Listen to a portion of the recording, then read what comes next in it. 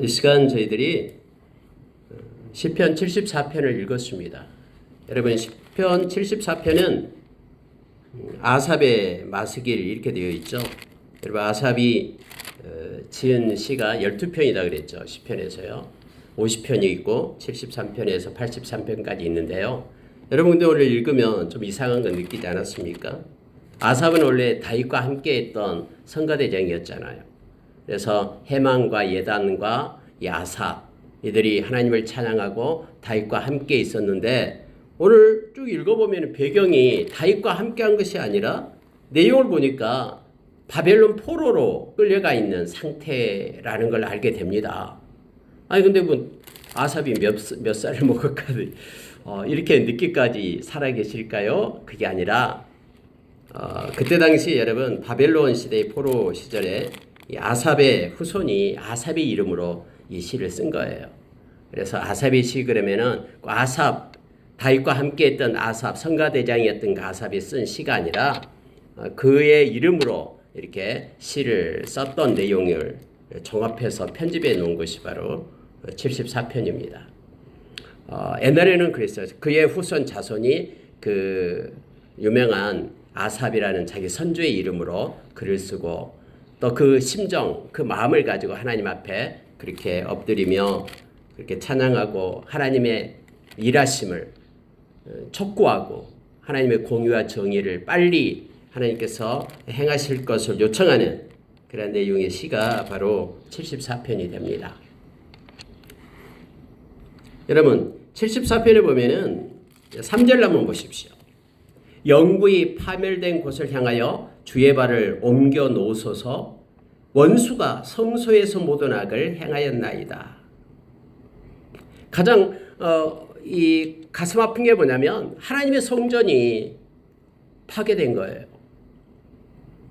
여러분, 솔로몬에 의해서 7년간 그 수많은 사람들, 수십만의 사람에 의해서 엄청난 비용을 들여서 만든 그 솔로몬 성전이 진짜 파괴되고 불타고 없어진 것입니다. 여러분, 에레미야서를 우리가 읽어보면은 에레미야 선지자가 그렇게 말했잖아요. 사람들 향해서 빨리 바벨론에게 항복해라. 이게 하나님의 뜻이다. 그러니까 사람들이 두들겨 패요. 에레미야에게.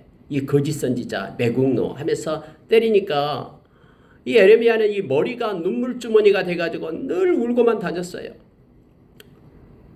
뭐 맞아서 아파서 우는 것보다도 이 백성이 깨닫지 못하니까 하나님의 그 마음을, 하나님의 그 역사를, 하나님의 그 경륜, 하나님께서 말씀을 반드시 지키시는 그 공의로우신 하나님을 알지 못하니까, 그래서 돌이켜 회개하고 하나님께로 돌아오지 않으니까, 마지막 기회를 하나님은 주고 있는데 그것을 발로 차버리니까, 하나님을 등 뒤로 던져버리니까, 그것 때문에 이민족이 받을 그 고난을 생각하면서 늘 울고 다녔던 에레미야를 우리가 보게 됩니다. 거짓 선지자들은 무수히 많았습니다. 그러면서 그들은 많은 사람들 앞에서 달콤한 소리를 냈습니다. 심지어 지금 망하고 있는데, 바벨론에게 포로로 끌려가고 있는데도 거짓 선지자들은 말하기를 2년 안에 하나님께서 되돌릴 거다라는 거예요. 에레미야는 70년을 얘기했잖아요. 하나님께서 70년 말씀하고요. 사람들은 와 하면서 에레미야는 돌을 던지고 거짓 선지자한테는 박수를 보내면서 그들은 진짜 애국자다. 그러면 그렇지. 어떻게 하나님이 살아계시는데 하나님께 예비한 성전이 불탈 수 있고, 어떻게 하나님이 살아계시는데 우리 조상들을 갖다 애굽에서 이끌어내서 바다를 갈라가지고 일으키신 그 능력의 하나님, 불기둥 구름기둥으로 인도해 주셨던 그 전능하신 하나님이 우리 하나님인데 하면서 자기들이 죄 짓는 것, 하나님의 말씀은 던져버리고 그 하나님을 생각하면서 거짓 선지자의 말에 그들은 마음을 뺏겼어요. 어떻게 하나님께 예배하는 곳이 불탈 수 있냐 이거예요. 그래서 하나님이 절대로 하나님의 성전을 보호하시면서 지키신다. 우리는 망하지 않는다. 뭐 그럴싸한 논리잖아요. 근데 여러분, 성경에서 하나님께서 그렇게 말했잖아요. 솔로몬이 하나님께 성전을 봉헌하고 하나님 앞에 기도할 때 밤에 솔로몬에게 하나님이 나타났어요. 그래서 하나님께서 솔로몬에게 하신 말씀이 있잖아요. 하나님의 말씀, 말씀을 지켜 행하지 않고 하나님을 떠나면은 이 성전이라도 내가 던져버리겠다. 마음이 하나님께로 향하지 않는데 이 의식적인 것이 무슨 의미가 있습니까? 종교의식이 무슨 의미가 있어요? 생명 없는 종교의식은 아무런 필요가 없어요. 마음이 하나님으로부터 떠나고 말씀이 먼저 하나님으로부터 떠나면은 이게 말씀으로부터 사람이 떠나면요 하나님의 경외함이 없어져 버립니다. 하나님을 경외하지 않을 때 그들은 예배는 다 박제된 형식적인 메커니즘에 의해서 드려지는 예배, 너무너무 지루하고 빨리 끝났으면 좋겠고 그러면서 하나님께 예배하기를 싫어하는, 그러나 또 그렇지 않으면 하나님이 화를 낼까 봐 무서워서 이렇게 드리는 예배가 바로 말라기서의 예배잖아요. 그래서 여러분, 하나님께서 약속하셨어요. 너희들이 말씀을 버리고 순종하지 않고 나를 떠나며 내가 있을 그 자리에 하나님께서 가증스럽게 여기는 그 우상 풍요의 신을 그의 마음 가운데 두면은 내가 던져버리겠다고 말했잖아요. 그 말씀대로 하나님이 던져버려요. 여러분, 느헤미야서 9장 31절에서 33절 읽어보면은 하나님에 대해서 나오잖아요. 하나님은 긍휼히 많으신 하나님으로 먼저 나와요. 은혜가 풍성하신 하나님이셔요. 그런데 하나님은 광대하셔요. 모든 우주 다 알고 계셔요. 섬세한 우리의 마음에 그러한 생각과 동기와 의도와 우리의 심장과 폐부를 살피시는 분이 우리 하나님이셔요. 그분은 광대하시고 섬세하셔요. 그분은 능하셔요. 능력이 있어요. 모든 것을 다 하실 수 있어요. 그분은 두려우신 하나님이셔요. 하나님의 심판은 무섭습니다. 그리스도의 심판대를, 그 무서운 심판대를 알고 있는 바울사도는 고린도후서 5장 10절에서 그 이하에서 말하잖아요. 그리스도의 심판대, 그 무서운 심판을 알고 있기 때문에 그가 그것을 깨달은 뒤로 열심을 다해서 그가 참수형을 당해서 죽을 때까지 예수의 생명을 전했잖아요. 견눈질하지 않고요. 여러분, 하나님은 무서우신 하나님이셔요. 하나님이 한번 말씀하시면 반드시 지키시거든요. 그리고 하나님은 그의 약속을 지키시는 하나님이다라고 말하잖아요. 그의 인자하심을 지키시는 하나님, 그런 공의로우신 하나님, 그런 진실하신 하나님이다라고 느헤미야서에 나오면서 많은 백성이 하나님을 찬양하고 하나님께 다시 한번 약속하고 임봉하잖아요. 거기서 하나님이 성전 뒤로 던져버리겠다면 던져버리는 거예요. 그런데 여러분, 이 시인은 지금 이게 마음이 아픈 거예요.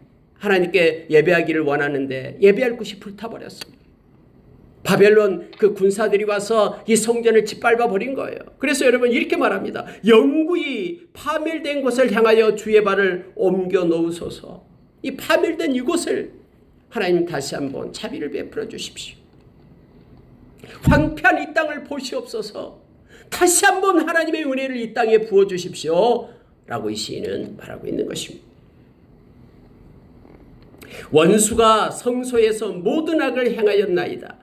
6절 보십시오. 이제 그들이 도끼와 철퇴로 성소의 모든 조각품을 쳐서 부수고 주의 성소를 불사르며 주의 이름이 계신 곳을 더럽혀 땅에 엎었나이다. 주님 보십시오. 물론 우리의 죄악 때문에, 죄가 때문에, 하나님의 말씀을 버리고 하나님을 떠난 그런 죄악 때문에 이러한 하나님의 심판이 있었지만은, 하나님 이제는 긍휼을 베풀어 주십시오. 하나님 이 땅에 자비를 주십시오라고 이 시인은, 아삽의 그러한 후손이었던 이 시인은 하나님 앞에 간절히 하나님의 긍휼을 구하고 있음을 보게 됩니다. 여러분, 때로는 우리가 매스컴을 통해서 죄악이 창궐하는 그런 일들을 보잖아요. 그럴 때 여러분 어떻게 합니까? 하나님의 긍휼을 구해야 됩니다. 하나님, 이 땅을 다시 한번 사용해 주십시오. 1907년 평양 대성회가 열렸듯이 하나님 이 땅에 부흥의 불길을 다시 한번 일으켜 주십시오. 5만 5천 교회마다 하나님이 깨어 일어나 하나님의 마음을 가지고 눈물을 가지고 일어서는 때를 주십시오. 제사장 나라 거룩한 백성으로 하나님 이 땅을 사용해 주십시오. 많은 젊은이들이 하나님을 떠나고 있는데 주의 말씀으로 돌아오게 해주십시오 하는 그러한 간절한 기도가 이 시인처럼 우리에게도 있기를 예수의 이름으로 축원합니다. 여러분, 때로는 우리는 우리의 생각이 말씀을 앞서는 경우가 있습니다. 조심해야 됩니다. 그게 인본주의죠. 하나님은 말씀대로 행하십니다. 히브리서 6장에서 하나님이 거짓말하실 수 없는 두 가지 사실이 있는데 하나님께서 약속하신 것은 반드시 지키십니다. 하나님께서 맹세하신 것이 있습니다. 그건 반드시 지키시는 하나님이십니다. 설마 사랑의 하나님이 그럴까? 아니요. 하나님은 공의의 하나님, 사랑의 하나님이십니다. 회개하고 돌아오면 말씀대로 하나님께서는 우리를 구원해 주시고 하나님은 다시 우리에게 회복을 주시지만 돌아오지 않고 떠나면 말씀의 약속처럼 하나님의 공의가 그대로 집행되는 것입니다. 그래서 많은 이들은 세상 사람들은 조롱해요. 예수 믿는 사람들을. 베드로후서 3장에 보면 많은 사람들이 조롱합니다. 무슨 예수님께서 다시 오신다고, 무슨 예수님이 지금 살아계신다고 이렇게 말합니다. 아니요. 어제 하늘과 오늘 하늘이 똑같고 1000년 전의 하늘과 오늘 하늘이 똑같는데 뭐가 오냐라고 그렇게 말한다고 하죠. 근데 베드로는 우리에게 가르쳐준 게 있습니다. 이 세상을 창조한 것도 하나님의 말씀이고 아무것도 없는 상태에서 하나님께서 말씀으로 이 세상을 창조하고 지금 존재케 된 거잖아요. 예수님이 다시 오시겠다라고 말씀하신 분도 하나님이셔요. 그래서 예수님이 오시겠다면 오신 거예요. 도적같이. 그래서 심판하신다 그러면 그대로 말씀대로 심판하시잖아요. 창세기 6장에서 온 땅에 사람들이 많았지만은 물로 심판할 때 구원받은 자는 노아의 가족 8명밖에 없었습니다. 그 외에 나머지 모든 이들은 물로 심판을 받았음을 봅니다. 앞으로는 불의 심판이잖아요. 불못에 던져지는 심판이 오잖아요. 우리 주님 오실 때에는. 이런 일을 볼 때에 우리가 하나님의 그 행하심에 대해서 우리가 기도하며 하나님의 자비와 긍휼을 구하고 우리가 엎드리기를 원합니다. 이 시인처럼요. 여러분 8절 한번 보세요. 그들이 마음속으로 이르기를 우리가 그들을 진멸하자고 이 땅에 있는 하나님의 모든 회당을 불살랐나이다. 우리의 표적은 보이지 아니하며 선지자도 더 이상 없으며 이런 일이 얼마나 오래일는지 우리 중에 아는 자도 없나이다. 여러분 이 시인은 지금 답답한 거예요. 악한 자들이 바벨론 갈대아인들이 마음속으로 스스로 생각한다라는 거죠. 우리가 그들을 진멸하자. 다 죽이자. 그러면서 했던 일이 뭐냐면 첫째, 하나님의 모든 회당을 불살랐다라고 말합니다. 여러분 회당이 어떤 것입니까? 하나님의 말씀이 강론되어지는 것이 회당이었잖아요. 바울사도가 회당에 들어가서 하나님의 말씀을 해석하면서 예수 그리스도를 증거했잖아요. 예수님도 회당에 들어가서 이 말씀이 오늘 이곳에 응하였다라고 말하면서 메시아가 오심을 선포했잖아요. 그러니까 회당은 하나님의 말씀이 나눠지는 것이에요. 근데 악한 자들이 했던 것이 뭐냐면은 하나님의 말씀을 없앴다라는 거예요. 말씀을 못 보게 하고 말씀이 강론되어지고 말씀이 선포되는 것을 그들이 막았다라는 거죠. 아모스서 3장 3절에 보면은 아모스서 3장 3절에는 마음이 같지 않는 자가 어떻게 동행하겠느냐라고 우리에게 말씀해 주죠. 우리가 주님의 마음을 갖지 않을 때 동행할 수 없다고 말하죠. 그리고 여러분 아모스 8장에 가면은 이제는 기갈이 오는데 먹을 것이 없는 기갈이 아니라 하나님의 말씀이 없는 기갈이 온다라고 말합니다. 기갈의 때가 와요. 말씀의 기갈의 때. 지금 시인은 이것 때문에 가슴이 아픈 거예요. 하나님의 말씀이 나눠지고 하나님의 말씀을 서로 묵상하고 나누는 그 말씀을 행하는 이 회당이 다 불살났고 없어졌다라는 거예요. 뿐만 아니라 여러분 하나님의 말씀을 전하는 이가 선지자 됐잖아요. 선지자들이 안 보여요. 표적은 보이지 아니하고 선지자도 더 이상 없으며 이런 일이 얼마나 오래일는지 우리 중에 아는 자도 없나이다. 하나님의 말씀이 선포되고 말씀을 듣고 하는 것들이 아무것도 없어지는 거예요. 그래서 이 시인은 하나님 말씀이 그리워서 하나님 언제까지 우리가 하나님의 말씀을 듣지 못하고 우리가 이런 상태로 있어야 됩니까? 하나님 제발 긍휼 좀 베풀어 주십시오. 이렇게 기도하고 있으면 보게 됩니다. 여러분 12절에 보십시오. 하나님은 예로부터 나의 왕이시라 사람에게 구원을 베푸셨나이다. 여러분 왕은 백성을 책임지잖아요. 그래서 시인이 가장 먼저 하나님 앞에 내민 것이 바로 이거예요. 하나님은 나의 왕이셨잖아요. 이 백성의 형편을 보십시오. 왕이여 이제는 활동해 주십시오. 여러분 정말로 예수님을 여러분의 왕으로 생각하십니까? 정말로 예수님의 통치를 받고 싶고 예수님의 간섭을 받고 싶고 예수님을 뒤따라가는 그의 백성, 그의 군사가 되기를 원하십니까? 예수님이 나의 왕으로 여러분의 왕자의 마음의 왕자에 모셔야 됩니다. 그리고 예수님이 왕처럼 우리의 일상을 개입하고 통치하도록 나의 마음을 내어드려야 됩니다. 여러분 여기에서 이 시인은 지금 그것을 요청하고 있는 거예요. 왕이여 하나님은 나의 왕이십니다. 예로부터 왕이십니다. 그러니 왕이여 이제는 통치하십시오. 이제는 침묵하지 마시고 일어서서 활동하십시오. 백성을 호령하고 통치하고 이끌고 회복시키고 당신의 백성들을 이제는 세우십시오. 우리가 여러분 예수님이 나의 왕 만왕의 왕으로 우리가 찬양하고 경배하는 것은 내가 그의 백성입니다. 주님을 따라가겠습니다. 순종하겠습니다. 라는 마음의 고백이 예수님 나의 왕이다라고 찬양할 때 있게 됨을 알게 합니다. 하나님은 왕이신데 전능하신 왕이셔요. 그래서 용들의 머리를 깨뜨리시며 여러분 그때 당시에 이방인의 신들은 이 용을 이렇게 숭상했어요. 지금도 마찬가지로 용을 막 좋아하고 있잖아요. 귀신들은. 그래서 그때 신화 가운데 하나가 고대 이방 나라의 신화들이 있는데 바로 바다 괴물, 하늘과 땅을 쪼개므로 우주를 창조했다는 그러한 그 신화가 있었어요. 이게 모든 걸 창조한 것이 이 괴물에 의해서 용에 의해서 창조됐다라고 그렇게 말하는 신화가 그때 당시 있었습니다. 근데 이 시인이 말하는 것이 그 용을 갖다가 머리를 깨트리 달라라는 거예요. 세상이 지배하고 있는 그 논리와 가치를 하나님께서 깨트리시고 하나님이 만왕의 왕이 되시고 하나님이 창조주 되심을 하나님 나타내 주십시오. 이렇게 말하고 있는 것입니다. 니워 야단의 머리를 부수시고 그것을 사막에 사는 자에게 음식물로 주셨으며 주께서 바위를 쪼개어 큰 물을 내시며 주께서 늘 흐르는 강들을 마시게 하셨나이다.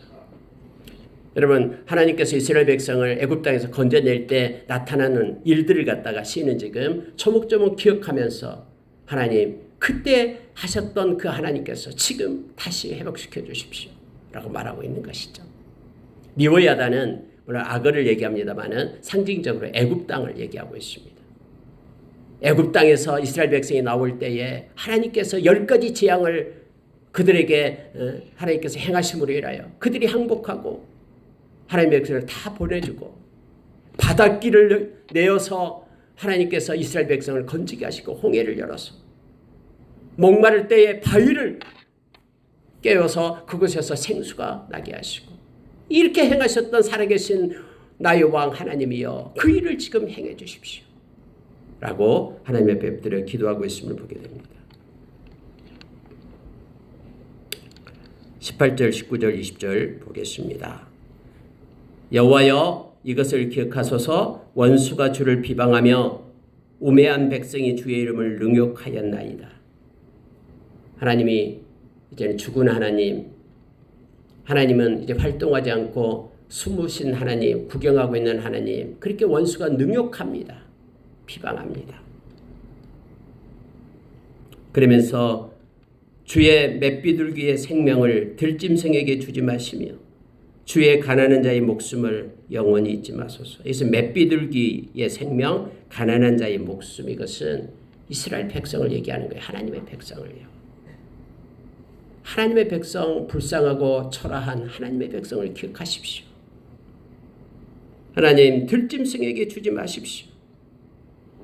우리 가난한 자의 목숨을 하나님 기억하십시오. 제발 긍휼을 베풀어 주십시오. 라고 하나님의 손을 구하는 기도를 하고 있습니다. 여러분, 성경은 분명하게 얘기합니다. 주의 이름을 부르는 자는 반드시 구원을 받습니다. 주의 이름을 부르고 죽게 피하는 자는 주님께서 피난처가 되어주십니다.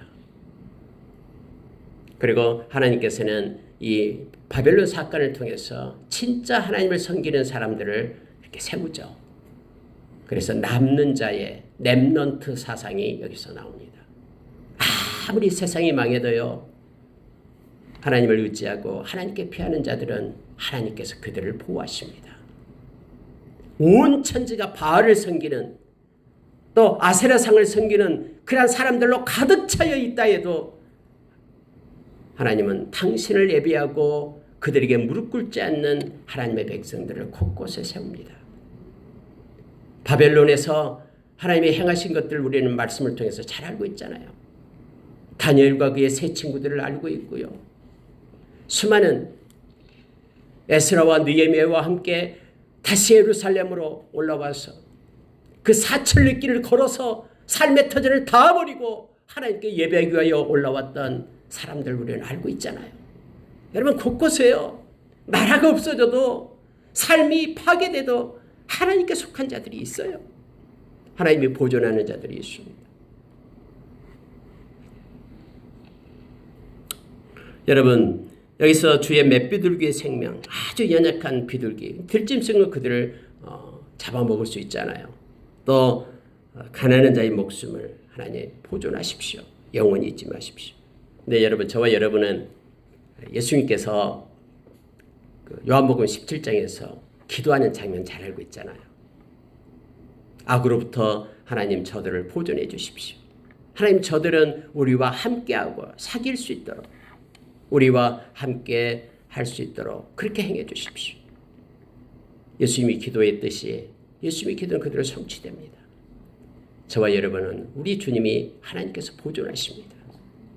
그리고 하나님과 친밀한 가운데 하나님께서 우리를 안전하게 인도하시며 인생이 끝날 때까지 우리를 지키시고 이끄십니다. 주님께서는 세상 끝날까지 우리와 항상 함께하겠다라고 약속했습니다. 우리를 버리지 않고 떠나지 않겠다라고 주님은 약속하셨습니다. 악한 것이 만지지도 못하게끔 우리를 지켜주시겠다라고 주님은 말씀했습니다. 세상에 그 어떤 것들도, 악한 사탄도 아니면 천사라도, 세상에 존재하는 모든 그런 큰 일들도, 장래일, 현재일, 어떤 능력도 예수 그리스도 안에 있는 우리와 연결된 하나님의 사랑에서 끊을 자가 없다라고 성경은 약속해 줍니다. 근데 저와 여러분이 어떤 고난 가운데 있더라도 하나님의 공의와 정의를 구하며 하나님의 손을 구하고 긍휼을 구하기를 원합니다. 하나님은 그걸 통해서 우리를 더 강건하게 하고 견고하게 하고 강하게 하고 우리의 이 신앙의 터를 더 견고하게 하나님은 세워가실 것입니다. 잘 다듬어서 하나님의 나라에 합당한 그러한 믿음의 성숙을 가장 또 보이지 않는 가장 보배롭고 가치 있는 것으로 우리를 세워가실 줄 믿습니다. 이것 보고 마치겠습니다. 20절입니다. 그 언약을 눈여겨보소서. 무릇 땅의 어두운 곳에 포악한 자의 처소가 가득하나이다. 하나님이 지켜주시고 하나님과 함께하겠다라는 그런 하나님의 약속의 말씀을 하나님께 요청하고 있음을 보게 됩니다. 우리가 하나님 앞에 기도할 때 말씀처럼 강력한 게 없습니다. 하나님이 이렇게 약속하셨잖아요. 그러니 하나님 행해 주십시오. 절대 신뢰합니다. 우리를 부르신 줄 믿으시니 그가 또한 이루어 가실 것입니다. 21절 보십시오. 학대받는 자가 부끄러이 돌아가게 하지 마시고 가난한 자와 궁핍한 자가 주의 이름을 찬송하게 하소서. 하나님, 학대받은 자, 궁핍한 자, 가난한 자, 하나님의 백성들을 나타내고 있죠. 하나님, 그들을 보호하십시오. 그들이 너무 기뻐서 하나님의 행하심을 보고 하나님을 찬양하게 하십시오. 하나님, 나의 인생에서, 나의 인생 이후의 삶 가운데서 하나님의 말씀이 성취되는 것을 보게 하여 주십시오. 이 기도를 하십시오, 여러분. 하나님의 말씀으로 약속하신 것을 내 삶에서 내가 목도하기를 원합니다. 하나님 앞에 하나님의 공의가 수행되기를 이렇게 간구하는 그러한 기도로 이제 마치게 됩니다. 하나님의 일어나 주의 원통함을 부시고 우매한 자가 종일 주를 비방하는 것을 기억하소서. 주의 대적들의 소리를 잊지 마소서. 일어나 주께 한가는 자의 떠드는 소리가 항상 주께 상달되나이다. 그러니 하나님의 때에 하나님이 이루십시오. 여러분, 저와 여러분은 지혜로운 사람입니다. 하나님의 때를 기다리는 사람입니다. 조급해하지도 말고 하나님께 맡기고 하나님의 정의가 빨리 성취되기를 소망하면서 우리의 소원을 하나님께 드리기를 원합니다. 하나님이 절대로 귀찮아하지 않습니다. 우리의 기도를 하나님은 받으시고 영광을 받으십니다. 그래서 기도하는 자는 하나님 앞에서 상급이 있습니다. 왜냐하면 우리가 예수님께서도 그렇게 말했잖아요. 기도할 때에 막 떠들면서 기도하지 말아라고. 이미 상을 받았다라고 말하죠. 사람을 향해서 산상수훈에서 이렇게 말씀하죠. 마태복음 6장에서요. 사람 보라고 하지 말라라는 거. 이미 그런 상을 받았다라고 말합니다. 그러니까 이 말은요. 기도하는 자, 은밀하게 기도하는 자 하나님의 상이 있다라는 것을 가르쳐 줍니다. 골방에 들어가서 사람이 아무도 보지 않지만은 나와 하나님과 관계 속에서 하나님의 마음을 가지고 엎드려 기도하는 자를 하나님이 기뻐하며 영광을 받으신다라고 요한복음 14장 13절에서 가르쳐 줍니다. 말씀을 마치겠습니다. 오늘 시편 74편은 아삽의 시인데요. 진짜 그 아삽이 아니라 아삽의 후손이 아삽의 이름으로 쓴 시가 되고요. 바벨론 때 하나님의 성전이 망하는 거 망할 수 있잖아요. 하나님께서 말씀하셨기 때문에 던져버리는 거예요. 저와 여러분은 하나님의 말씀을 붙잡고 하나님을 경외하며 또 주님과 동행하는 삶을 살기를 원합니다. 하나님은 우리를 떠나지 않고 끝까지 우리와 동행하며 지키실 것입니다. 그 하나님을 찬양합니다. 함께 기도하겠습니다.